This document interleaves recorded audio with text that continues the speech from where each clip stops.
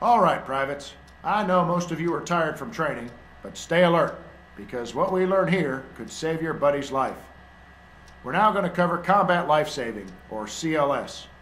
This class is a combination of lecture and hands-on exercises to ensure that you know how to treat casualties in the field.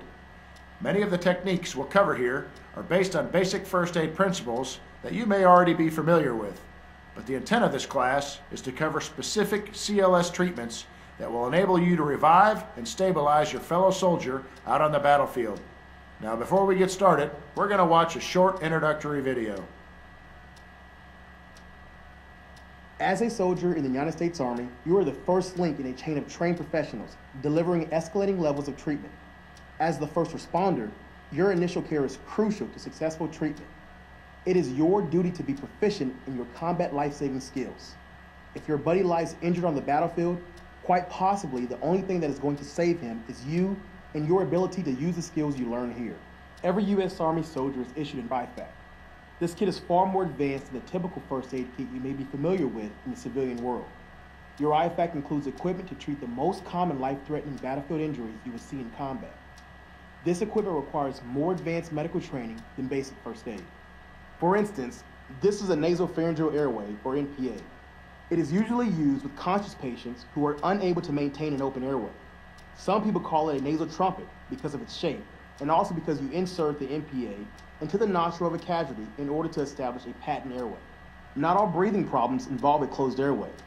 Penetrating thoracic injury may present as a sucking chest wound, causing air to enter the pleural space. This creates internal pressure that can prevent the patient from breathing properly, a condition called open pneumothorax. To minimize this pressure, you apply the Asherman chest seal over the sucking wound.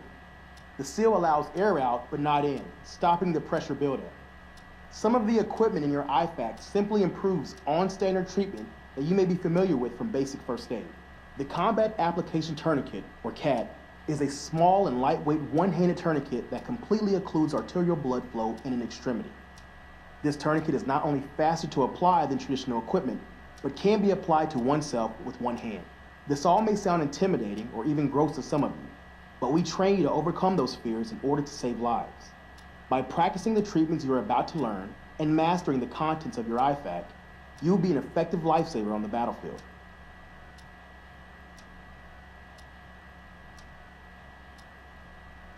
On each of your tables is a state-of-the-art simulation mannequin called a Sim Man, but I like to call him Simon. He's your buddy. Simon can breathe like a person, react like a person, and even bleed like a person. You have the ability to help Simon if you know what to do. Now that you've been introduced to some of the tools, let's get into how and when to use them.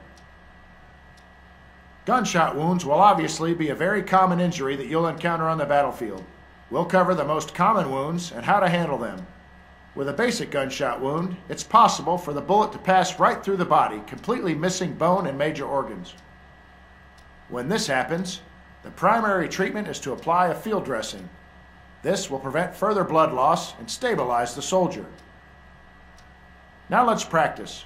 I've given your Sim Man a gunshot wound. Use a field dressing to stop the bleeding. You have properly applied a field dressing. Good job. Let's move on. If the wound is to an extremity, it may have damaged an artery. This is a critical injury because blood loss will quickly kill the victim unless you apply a tourniquet to stop the bleeding. Place the tourniquet above the wound and then tighten it until the bleeding slows. After applying the tourniquet, make sure to mark the victim's forehead with a letter T. This will notify medical personnel that a tourniquet has been applied. It looks like Simon's having a bad day. Go ahead and treat his injuries.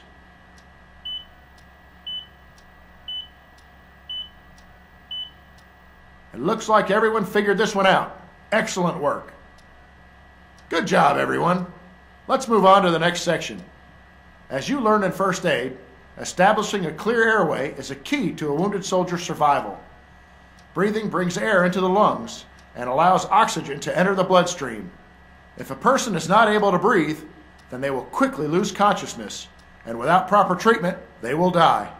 When a soldier is unable to breathe, it is essential that you restore the airflow to his lungs. When a soldier has suffered an obstructed airway, use a Nasopharyngeal Airway, or NPA.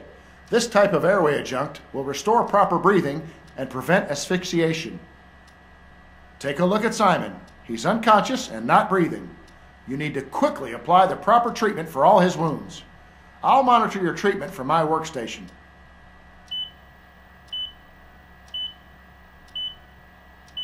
Good job, everyone. You've successfully treated the severely injured soldier.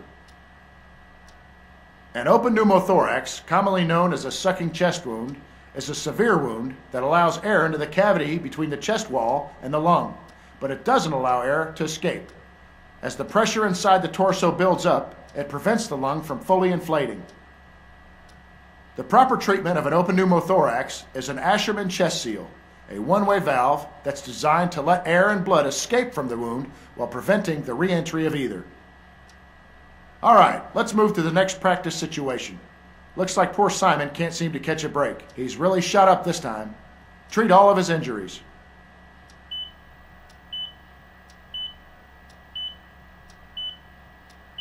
Very impressive. I had a feeling about this class.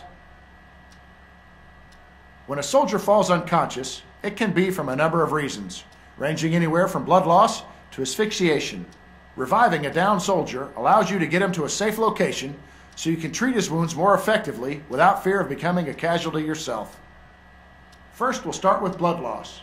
Severe blood loss will cause the heart rate to slow. In order to revive a soldier who's suffering from blood loss, use the saline IV from your IFAC. Now I'm going to incapacitate Simon from blood loss. You'll need to revive him and then treat his injuries.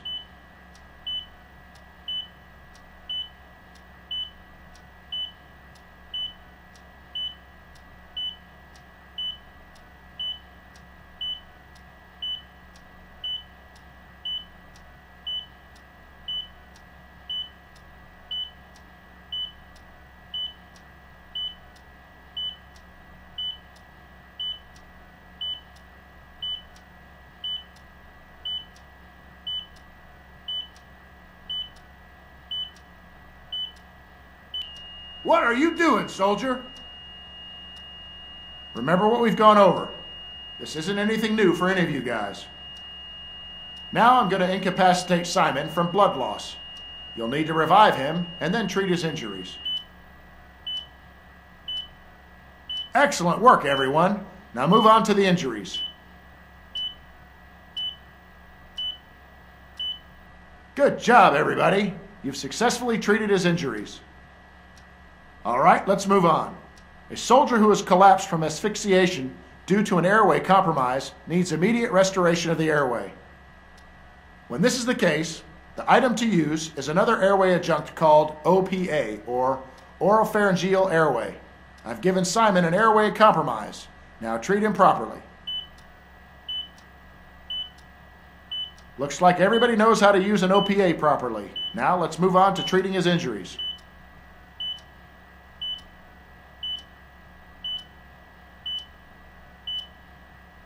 Excellent. It looks like everybody's treated their SimMan's injuries. Injuries from falls and impacts can severely hinder a soldier. The pain from some of these injuries can incapacitate a soldier, making it impossible for him to move. When a soldier is suffering from an injured limb, a splint can be applied to increase mobility and allow the soldier to function. Now let's practice applying a splint. Great job, everyone. Your patient is now able to move properly. Now that he's mobile, treat the rest of his injuries. All right, stick with me, people. We're almost done here. Blunt trauma and pain can overwhelm a person and render them unconscious due to shock. A common symptom of this condition is pale skin. Smelling salts are a chemical compound made from ammonium carbonate, which can restore consciousness to an incapacitated soldier if inhaled. I think you know the drill by now. Get to work. Excellent work, everyone. It looks like all of your sim men are conscious now. But remember, they still have injuries that need to be treated.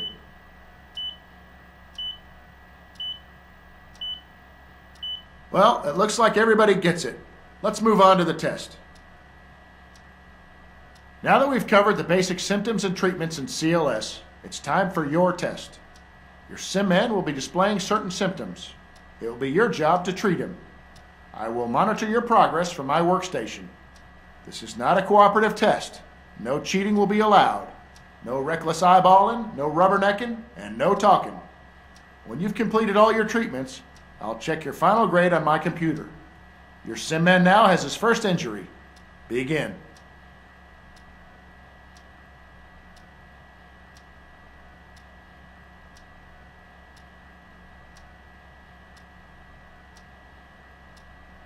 You better figure it out.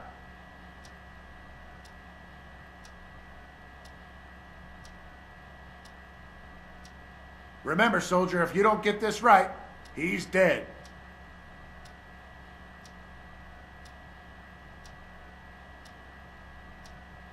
Remember what we've gone over. This isn't anything new for any of you guys. You already finished, soldier? Let's see how you scored.